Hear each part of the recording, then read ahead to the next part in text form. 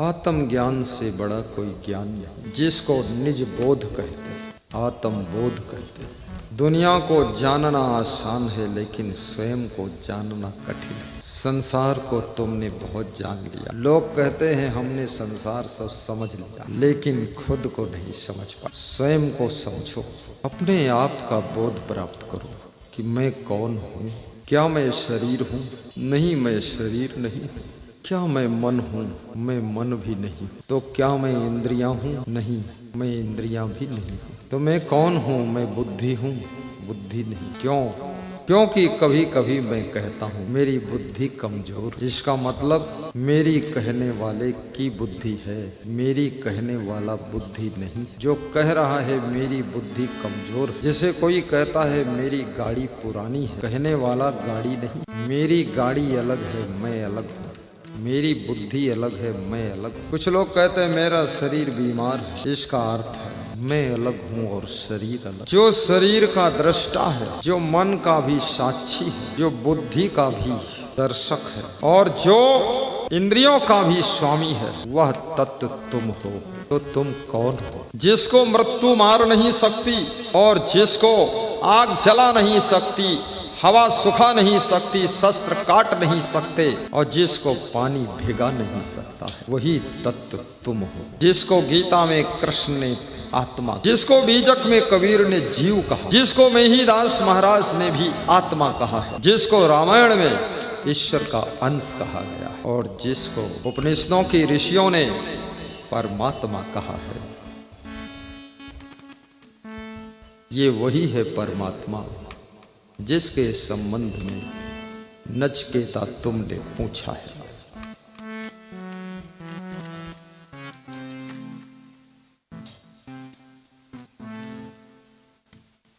नचिकेता जब यमराज से ज्ञान प्राप्त करने के लिए गया और नचिकेता ने यमराज से पूछा कि आत्मा क्या है और परमात्मा क्या है।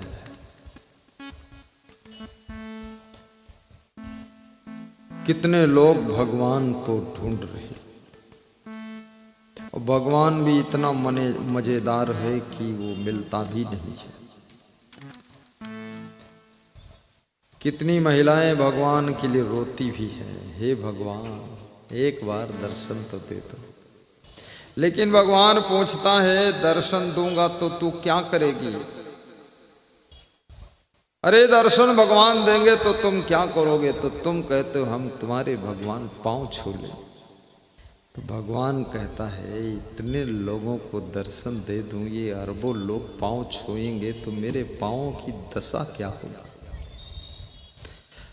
अरे भगवान हम अकेले छू लेंगे। तो तुम अकेले छू लोगे, बाकी लोगों से क्या भेदभाव करूंगा? सबको छूने देना पड़ेगा। भगवान कहता है तुम्हारे पांव छूने से भी क्या होगा?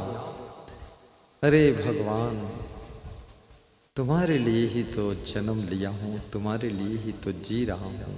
एक बार जो दर्शन दे दो जीवन सफल हो जाए। भगवान का दर्शन भी कठिन है। कलयुग में सच्चे और महान गुरु का दर्शन भी कठिन है। भगवान तो भगवान, वैराग्यवान संत का दर्शन कठिन है। ब्रह्मचारी संत का दर्शन कठिन है। नशा मुक्त महान संत का दर्शन कठिन है। कितना संत है लेकिन नशा करता है।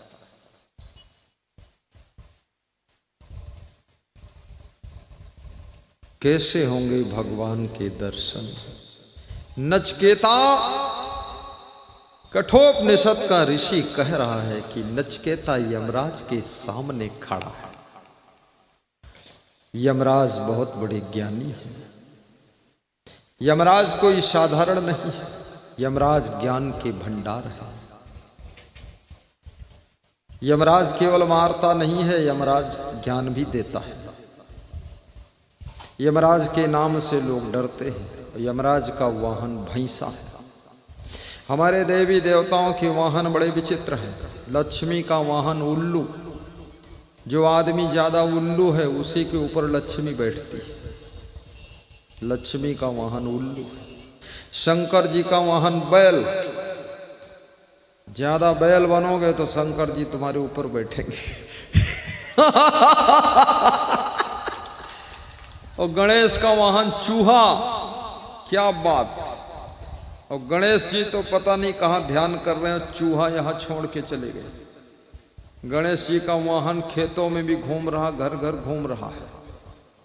एक सज्जन से मैंने कहा गणेश का वाहन चूहा है, चूहे को मारना मत, नहीं गणेश दुखी होंगे, गणेश नाराज होंगे। तो उस भगत ने कहा गणेश को भी अपना चूहा कंट्रोल में रखना चाहिए, बेकंट्रोल छोड़ रखा है।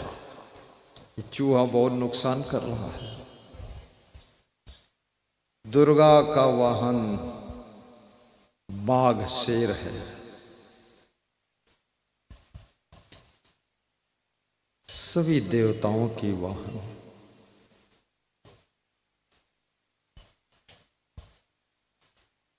साहिब बंदगी साहिब। एक पॉइंट आवाज बढ़ा दें पीछे से, केवल एक पॉइंट, भक्तों की मांग है।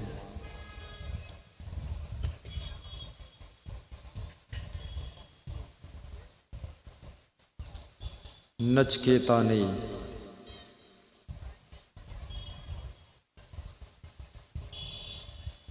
प्रश्न पूछा कि आत्मा परमात्मा कहाँ रहता है। यमराज ने उत्तर दिया कि आत्मा परमात्मा की बात मत पूछिए। 1000 बीघे जमीन दे दूंगा, आश्रम बना लो रहो। 10,000 गौवें दे दूंगा, दूध पियो आराम से रहो। जितना धन चाहो ले लो, लेकिन आत्मा परमात्मा के बारे में मत पूछो। नचकेता ने कहा मुझे धन नहीं चाहिए, जमीन नहीं चाहिए, गौवें नहीं चाहिए, मकान नहीं चाहिए, मुझे तो परमात्मा चाहिए।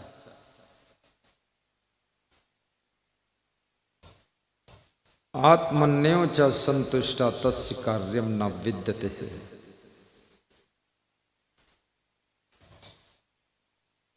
आत्मनयो आत्मना तुष्टा स्थित प्रज्ञा तदा उच्यते प्रजहात यदा कामान सर्वान पार्थ मनोगतान।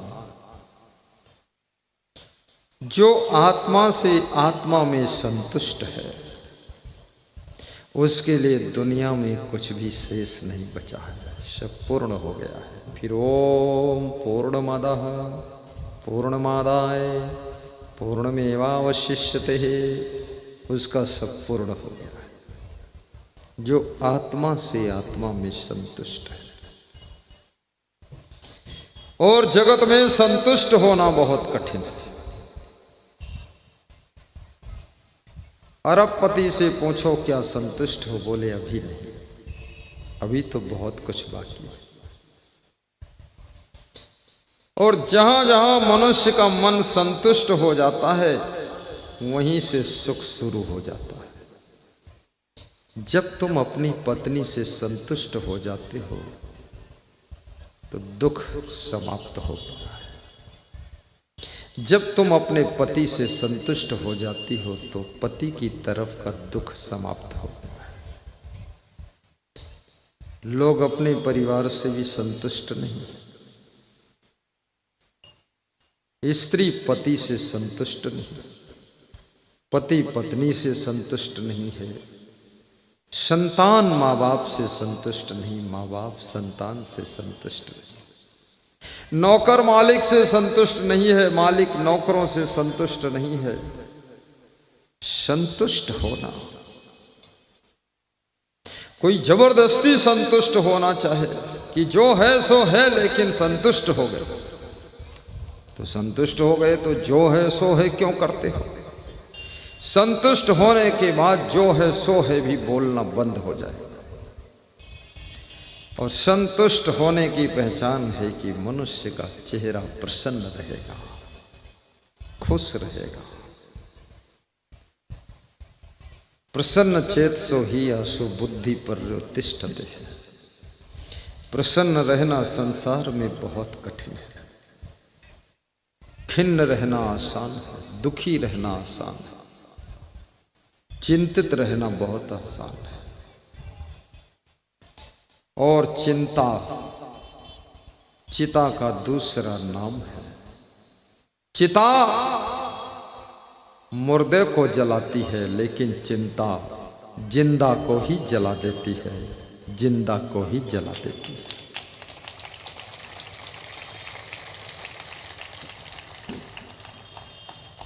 और ये मत सोचना कि तुमको केवल चिंता है, नहीं, मुख्यमंत्री को भी चिंता है कि कल कहीं उतार न दिया जाऊं। प्रधानमंत्री को भी चिंता है कि अगला चुनाव कहीं हार न जाऊं। मिनिस्टर को चिंता है कहीं मंत्रिमंडल भंग करके नया मंत्रिमंडल गठित हो जाए, हमको न रखा जाए तो क्या करूं। राजा दुखी, प्रजा दुखी, दुखी रंक प्रभेख, धनवंत यो निर्धन दुखी, निर्णय करके देख। इंद्र दुखी, ब्रह्मा दुखी, दुखी विष्णु सब देव, शिव से साधिक दुखित है, बिन वैराग्य न भ्यो। इंद्र भी दुखी है, जब कोई तपस्या करता है तो इंद्रासन हिल जाता है। ब्रह्मा भी दुखी है, विष्णु भगवान भी दुखी है। ब्रह्मा नहीं चाहते थे इतनी ज्यादा सृष्टि हो जाए। सृष्टि बढ़ती चली जा रही है, जनसंख्या बढ़ती चली जा रही है। विष्णु भगवान दुखी हैं, इनका पालन पोषण कैसे होगा। शंकर भगवान भी क्रोध में हैं कि इनको एक साथ मार डालूंगा सबको, क्योंकि शंकर जी संहार करते हैं, विष्णु पालन पोषण करते हैं, ब्रह्मा जी सृष्टि रच देते हैं। तीनों भाई मिल करके फाइनल करते हैं। ब्रह्मा जी रचना करते हैं, विष्णु भगवान पालते पोसते हैं, और ज्यादा जब बढ़ जाती सृष्टि तो शंकर भगवान कोरोना वायरस बनकर आते हैं, सबको मार डालते हैं। ये शंकर भगवान। जनसंख्या बहुत बढ़ रही है, और जिनकी जनसंख्या है उनकी वोट है, जिनकी वोट है उनका शासन है, वही राजा बनेगा। जातिवाद, मजहबवाद ये चल रहा है, इसमें बुद्धिमान की गुंजाइश नहीं, योग्य आदमी की कीमत नहीं, बस जाति की कीमत, मजहब की कीमत। तुम्हारे मजहब में भले ही बैल हो, पर उसी को वोट मिलेगी। लोग जाति के नाम पर वोट दे रहे हैं, जाति के नाम पर लोग मार काट कर रहे हैं, और जहां एक ही जाति के लोग हैं वो आपस में ही लड़के मर रहे हैं, एक ही मजहब वाले लड़ रहे हैं। इसलिए व्यास गादी निवेदन करेगी आपसे, जातिवाद, परिवारवाद, मजहबवाद को छोड़ करके अपने आप को निर्विवाद के मैदान में उतार दीजिए, जहां कोई वाद विवाद नहीं। परिस्थितियां हमेशा अनुकूल नहीं रहती। यमराज नचकेता को समझा रहे हैं कि नचकेता, एनम रूपम रसम गंधम शब्दान स्पर्शाच मैथुनाम, एतेनेव बीजानाति किमत्र परिशस्यते यतत वै तत् अंगुष्ठ मात्रः पुरुषः मध्यः आत्मनि तिष्ठति, ईशानो भूत भव्यस्य न ततो बीजगुप्सते यतत वै तत्। ये कठोपनिषद के मंत्र आपके सामने बोल रहा हूं। हे नचिकेता, जिसके अनुग्रह से रूप का ज्ञान होता है, रस का बोध होता है, श्रवण का ज्ञान होता है, जिसकी कृपा से ये वाणी प्रस्फुटित होती है, जिसके अनुग्रह से ये दिल की धड़कन चलती है, जिसके शक्ति से लोग समस्त क्रियाओं को संपन्न करते हैं, मैथुनान प्रजनन करते हैं, जिसको जानने के बाद कुछ भी जानना शेष नहीं बचता है। ये वही है परमात्मा जिसके संबंध में तुमने पूछा है, जो सबके शरीर में अंगुष्ठ मात्र के स्थान में हृदय मंदिर में निवास करता है, जिसे साधारण भाषा में आत्मा कहते हैं। ये वही परमात्मा है जिसके संबंध में तुमने पूछा है।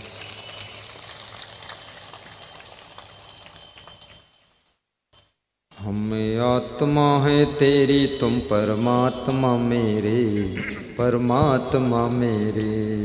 हम आत्मा है तेरी, तुम परमात्मा मेरे, परमात्मा मेरे। निस्दिन जपता तेरा नाम, मेरे आधार तुम ही हो, जीवन धार तुम ही हो, प्राणाधार तुम ही हो। निस्दिन जपता तेरा नाम, मेरे आधार तुम ही हो, प्राणाधार तुम ही हो। जीवन धार तुम ही हो, प्राणाधार तुम ही हो। निस्दिन जपता तेरा नाम, मेरे आधार तुम ही हो, प्राणाधार तुम ही हो। हमें आत्मा है तेरी, तुम परमात्मा मेरे, परमात्मा मेरे। गाइए सब दोहराइए। आत्मा है तेरी, तुम परमात्मा मेरे, परमात्मा मेरे।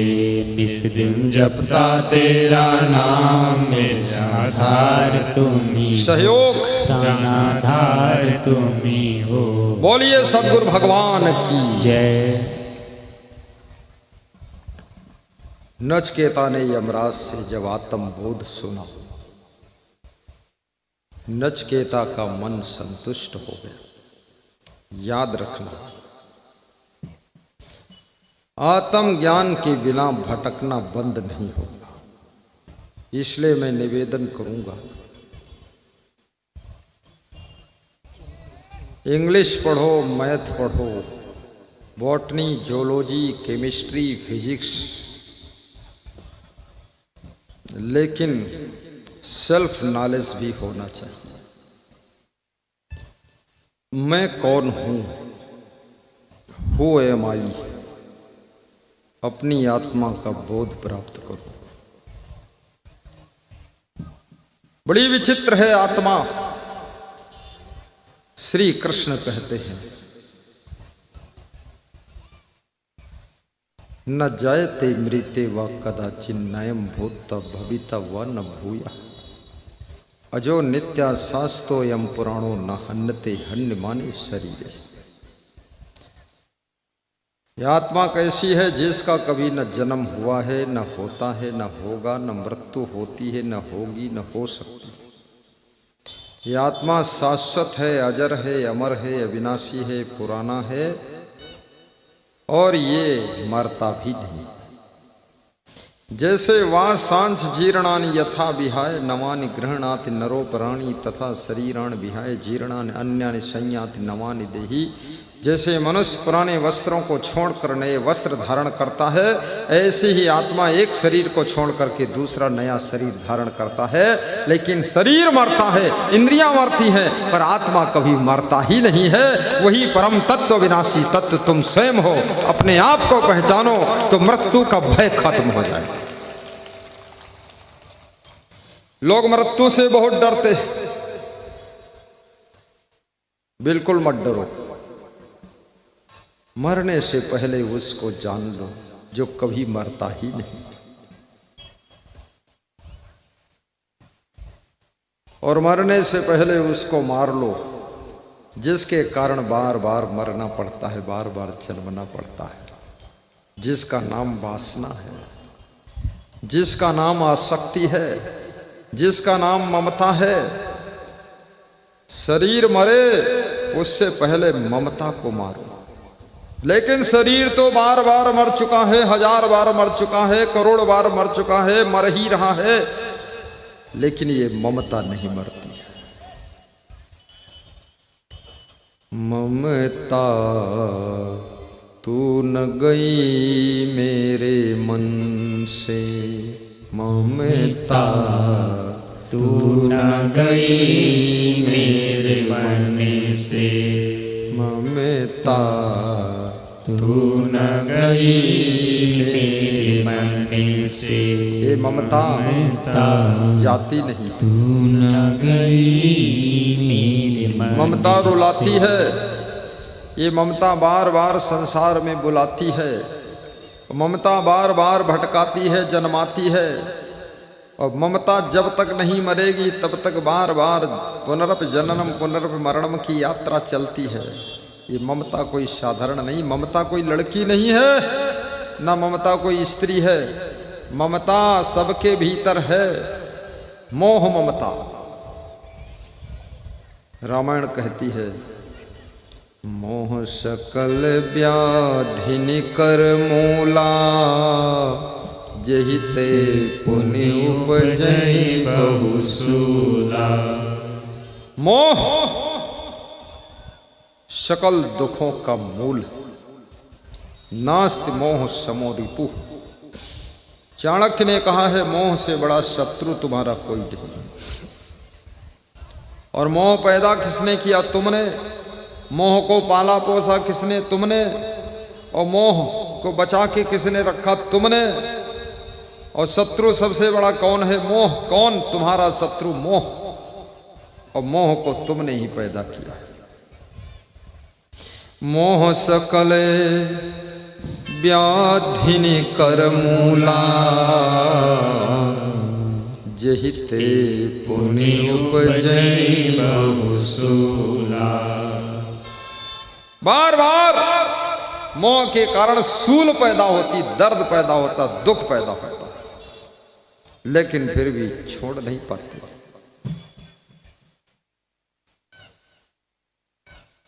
अभी एक सज्जन की कहानी मेरे पास में आई है कि उनके पास में 30 करोड़ की संपत्ति थी। अपने बेटे बहू को सब दे दिया। बेटे बहू ने उनको निकाल कर बाहर फेंक दिया। वृद्धाश्रम जा रहे थे रो रो कर। दोनों पति पत्नी ने आत्महत्या कर लिया। और नोटबुक में लिखा है कि मेरे बेटे और बहुओं को कड़ी सजा समाज दे, इनके कारण मैं मर रहा। देखिए ममता कितनी खतरनाक है। कड़ी सजा, बड़ी सजा, ये सजा, वो सजा, क्या देने की जरूरत है? अब क्रोध लेकर मर के जा रहे हैं। बेटे बहू के लिए क्रोध। 30 करोड़ में 15 करोड़ बेटे बहू को दे देते और 15 करोड़ किसी आश्रम में दे देते, इतनी बढ़िया सेवा हो जाती कि माल उड़ाते, रोज हलवा पूड़ी खाते। लेकिन बुद्धि नहीं है, ममता में बंधे हैं। अरे 15 करोड़ तो बहुत है, 1 करोड़ तुम हमको दे दो, हम तुम्हारे ऊपर एकदम दूध से स्नान करा देंगे। 1 करोड़ में 20 कमरे बन जाएंगे और 20 कमरे में 1 कमरे में तुमको रख दूंगा और 19 कमरे का किराया मंगा लूंगा। 2000 किराया रोज मिलेगा अयोध्या में। 19 दूना 38,000, 40,000 किराया आएगा डेली का। तो 30 दिन का 4 तियां 12, कितना हो गया बोलो? जोड़ो तुम, हम नहीं जोड़ेंगे, लफड़ा तुम फंसो। 1 दिन का 40,000 तो 30 दिन का कितना हुआ? 4 तियां 12, 1 जीरो और बढ़ा दो उधर, 1 इधर 2, 12 लाख रुपया महीना आएगा। 2 नौकर लगा दूंगा, उनको 20,000 महीना दे दूंगा। छको माल, एक तेल मालिश करता रहेगा, दूसरा तुमको स्नान करा करके भोजन बनाकर माल खिलाता रहेगा, बुढ़ापे में जवान कर दूंगा। अरे मूर्ख बाप, खाम खा मर गया आत्महत्या करके पति पत्नी। और नोट में लिखता है कि हमारे बेटे बहू को कड़ी सजा समाज दे। क्यों सजा दे? तेरे पास विवेक नहीं, बुद्धि नहीं। इसलिए मनुष्य को पैसे का भी समायोजन ठीक बनाइए, समय का भी बंटवारा सही करिए। थोड़ा समय सत्संग के लिए भी दीजिए, थोड़ा समय अपने शरीर के स्वास्थ्य के लिए दीजिए। भूत प्रेत चुड़ैल की तरह काम में बैल की तरह मत लगे रहो। थोड़ा समय निकाल कर थोड़ा सोइए भी, थोड़ा व्यायाम भी करिए। कितने लोगों को समय भी है फिर भी व्यायाम नहीं करते हैं, बिल्कुल तोंद पालते रहते हैं, तोंदू लाल, और पेट को सोहराते रहते, ऐसे हाथ घुमाते हैं कि जलेबी दास तुम बने रहो बस ठीक है। अरे पैदल क्यों नहीं जाता है चट्टा? चल, जब बीमार होगे तुम्हारी पेट की दर्द में कोई बंटवारा नहीं करेगा, आंख की दर्द में कोई बंटवारा नहीं करेगा, ऑपरेशन होगा उसके दर्द में कोई बंटवारा नहीं करेगा। लेकिन इस शरीर से जितना धन कमाओगे, धन का बंटवारा करने वाला पूरा संसार है, लेकिन तुम्हारी तकलीफ का बंटवारा करने वाला कोई नहीं है। क्यों बैठा है मूर्ख, व्यायाम क्यों नहीं करता? कितने बाप लोग भी हाथी हो गए।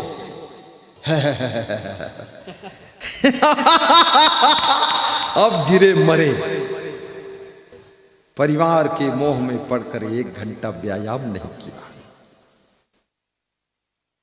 बीमार हुए तो पानी देने के लिए कोई नहीं आ रहा। व्यायाम कर लीजिए, पैदल चल लीजिए, दौड़ लीजिए, थोड़ा सा आनंद आ जाएगा। आहा, भोजन कम खाइए।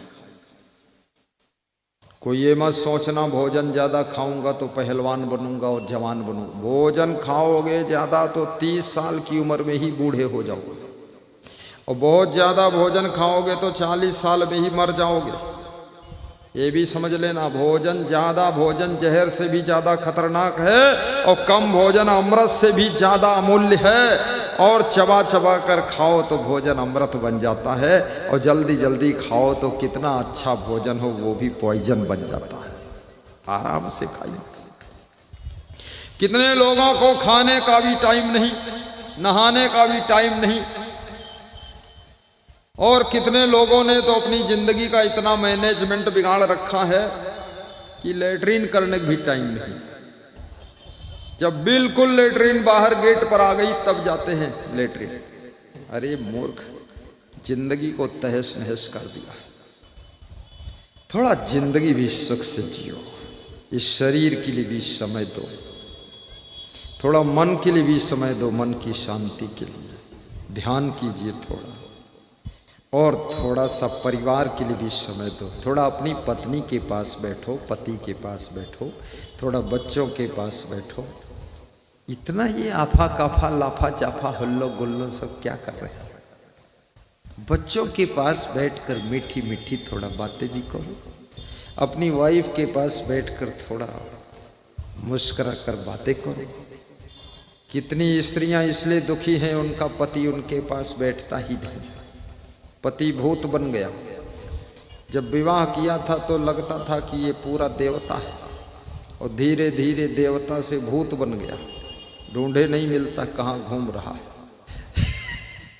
भागम भाग जिंदगी बनाती। थोड़ा आराम से अपने परिवार के साथ में भी रहो। मैंने सुना है कोई पिता अपने घर में आया तो उसका 8 साल का बेटा पिता के पैरों में जाकर लिपट गया, पैर छुआ और लिपट गया। पापा पापा पापा आ गए, पापा आ गए। बच्चों का प्रेम निर्छल होता है और निर्मल होता है।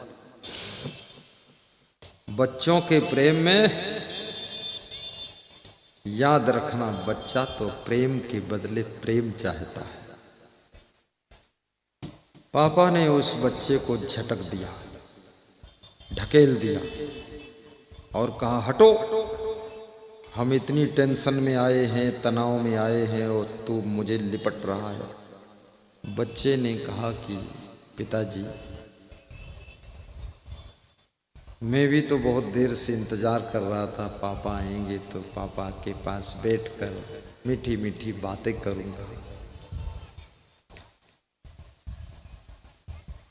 बच्चा दुखी हो गया और अपने बेडरूम में जाकर के थोड़ी देर लेटा रहा, थोड़ा रो लिया कि पिता भी हमको नहीं समझ पा रहे। जिसको प्रेम नहीं मिलता है वो रोता है, जिसको प्रेम नहीं मिलता वो दुखी रहता है। हरीश दास याद रखना, जिसको खूब प्रेम मिलता है वो हरीश दास जैसा खुश रहता है। प्रेम, मनुष्य को खुशी केवल पैसों से नहीं होती है, प्रेम की जरूरत है। घर घर में पैसा बढ़ रहा है, सामान बढ़ रहा है, घर बढ़ रहा है, गाड़ी बढ़ रही है, साड़ी बढ़ रही है, खेती बाड़ी बढ़ रही है, गले का हार बढ़ रहा है, व्यवहार बढ़ रहा है, उपहार बढ़ रहा है, लेकिन प्रेम घट रहा है, प्रेम घट रहा है, प्रेम घट रहा है। बूढ़े माँ बाप भी प्रेम चाहते हैं कि हमारा बेटा बहू हमसे प्रेम से बोल दे, हमारे पास 2 मिनट बैठ जाए, लेकिन ससुरारी प्यारी लगी जब तेरी पुरूप कुटुंब भये तब ते। ससुरारी प्यारी लगी जब तेरी पुरूप कुटुंब भये तब ते। अब लानन देख नहीं जब लो, सुत मात पिता माँ नहीं तब लो। अब लानन देख नहीं जब लो, सुत मात पिता माँ नहीं तब लो। ससुरारी प्यारी लगी जब तेरी पुरूप कुटुंब भये तब ते। जब शादी हो जाए तो अपने प्रेम का बंटवारा 50-50 करना चाहिए। 50% पत्नी के लिए, 50% माता पिता के लिए, 50% ससुराल की तरफ प्रेम, 50% अपने घर वालों की तरफ प्रेम। प्रेम का बंटवारा भी ठीक ठीक कर लो। महाराष्ट्र का एक भक्त कह रहा था, बेटे बहू को 50-50 में आ जाना चाहिए। तो हमने 50-50 क्या होता है? बोले अब बहू आ गई तो 50% उधर प्रेम रखे और 50% हम लोगों का भी ध्यान रखे। लेकिन कितने लोग 100% उधर ही लुढ़क जाते हैं। माता पिता 0 और पत्नी बनी हीरो, सास ससुर 0, पति देव हीरो। गलत है, गलत है। केवल सब्जी में नमक डालने से काम नहीं चलेगा, दाल में भी नमक डालना पड़ेगा। केवल चाय में शक्कर डालने से काम नहीं चलेगा, खीर में भी शक्कर डालना पड़ेगा। केवल पैंट पहनने से काम नहीं चलेगा, शर्ट भी पहनना पड़ेगा। केवल साड़ी पहनने से काम नहीं चलेगा, ब्लाउज भी पहनना पड़ेगा। इसलिए याद रखना, केवल एक तरफा प्रेम काम नहीं करेगा, प्रेम भी सबको दीजिए। और प्रेम ऐसी चीज है जिसको सागर कहा गया है। कितना प्रेम बांटो वो घटता नहीं है, रोज बढ़ता चला जाता है। जय जय जय जय जय जय जय जय जय। साहिब बंदगी, साहिब बंदगी। जय श्री राम, जय श्री राम, जय श्री राम, जय श्री राम, जय श्री राम। हरे राम यादव की जय। नेपाल मौरंग वाले अच्छी जय बोला, इसलिए उसकी जय मैं नहीं बोल दिया। विद्यानंद महाराज की जय। जय जय श्री राम, जय श्री राम। अरे इमा बहुत सिर्री बैठे, कोई श्री राम नहीं बोला एक बार जोर से बोल दो ना, जय श्री राम। जय श्री राम। पंडाल फट गया, खबरदार।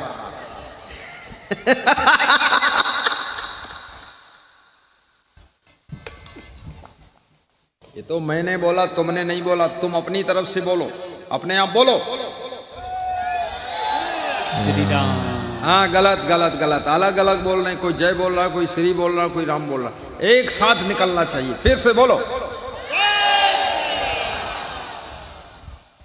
आधा ठीक आधा गलत। फिर से बोलो, पूरा गलत हो गया, पूरा डाउन हो गए। फिर से देखो, ऐसे बोलो, जय श्री राम। जय श्री राम। क्या बात करते हो, बिल्कुल बबर शेर।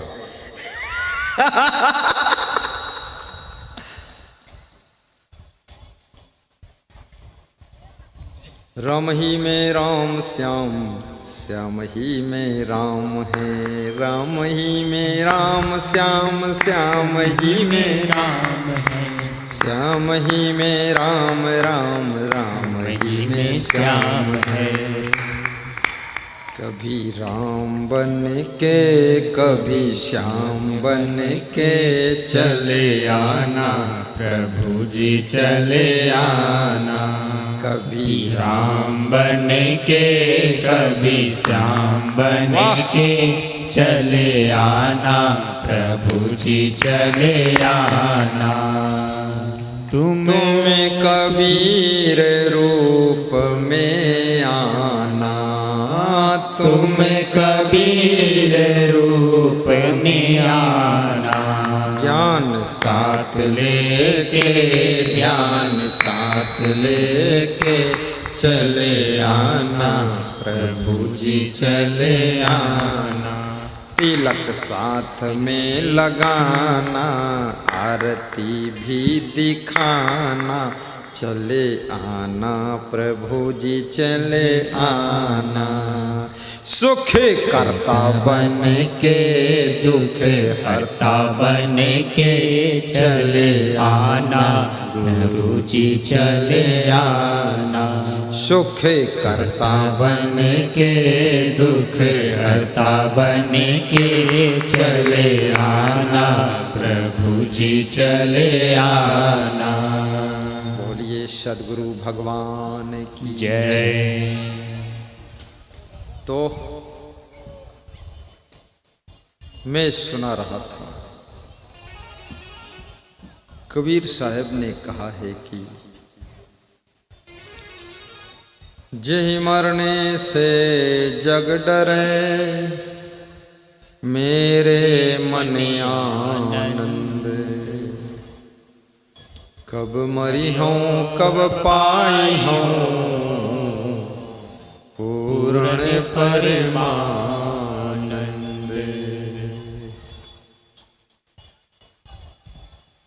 मृत्यु को अमृत में बदलने की कला सीखो।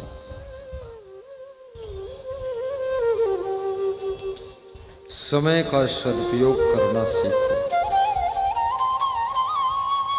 किसी विचारक ने कहा है कि समय ही जीवन है। समय नहीं तो जीवन नहीं, समय ही जीवन है।